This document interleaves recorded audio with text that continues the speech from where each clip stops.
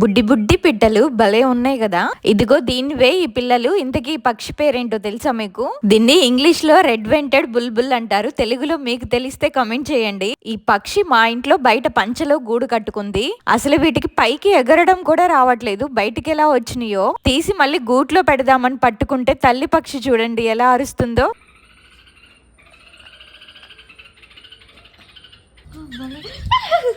విన్నారు కదా, తన పిల్లల్ని ఏదైనా చేస్తామేమోనని కోపంతో అరుస్తుంది మా మీద. మరంతే కదా, మన పిల్లల జోలికి ఎవరైనా వస్తే మనం ఊరుకుంటామా?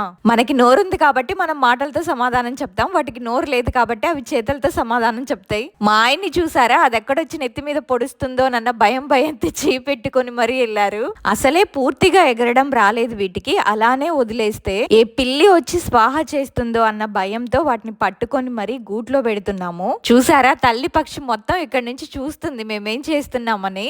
అసలే మా ఇంటి వైపు పిల్లులు అయితే చాలా తిరుగుతున్నాయి. ఎంత క్యూట్ గా ఉందో అసలు. ఇది భలే ఉంది. ఇవి ఎగరకుండా ఉంటే వీటిని పెంచుకోవచ్చు, కానీ రెక్కలు వచ్చాక ఎగిరిపోతాయి. చాలా రోజులు అయింది గూడు కట్టుకొని, బట్ ఇందులో ఉన్న పిల్లల్ని చూడడం ఇదే ఫస్ట్ టైం. మొత్తానికి ఈ రెండు బుడ్డి బుడ్డి పిట్టల్ని అవి కట్టుకున్న గూడు లాంటి బుట్టలోకి క్షేమంగా చేర్చాము. ఆకలేస్తే తినండి అమ్మా.